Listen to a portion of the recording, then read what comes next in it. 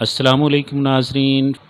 فقیر نے میرا ہاتھ پکڑا اور میری مٹھی اجوا کھجوروں سے بھر دی، فرمایا کھاؤ، اور ساتھ بٹھا کے فرمانے لگے بتاؤ تو حیات کس کو کہتے ہیں؟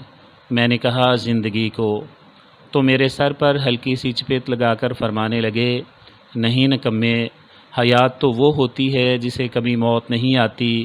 دیکھو نا، اللہ تعالیٰ کا ایک ایک لفظ ہیرے یاقوت و مرجان سے زیادہ پیارا اور قیمتی اور نصیحتوں سے بھرپور ہے۔ اللہ نے یہ نہیں کہا کہ اسلام مکمل ضابطۂ زندگی ہے، بلکہ یوں کہا کہ مکمل ضابطۂ حیات ہے، اور حیاتی تو مرنے کے بعد شروع ہوگی جسے کبھی موت نہیں آئے گی۔ پھر گلاس میں میرے لیے زمزم ڈالتے ہوئے فرمانے لگے میرے بیٹے، اللہ نے زندگی دی ہے حیات کو سنوارنے کے لیے، نہ کہ بگاڑنے کے لیے۔ تو یہ زندگی بھی بھلا کوئی حیات ہے جس کو موت آ جائے گی؟ اصل تو وہ حیات ہے جس کو کبھی زوال نہیں، کبھی موت نہیں۔ تو زندگی ایسے گزارو کہ حیات ثمر جائے۔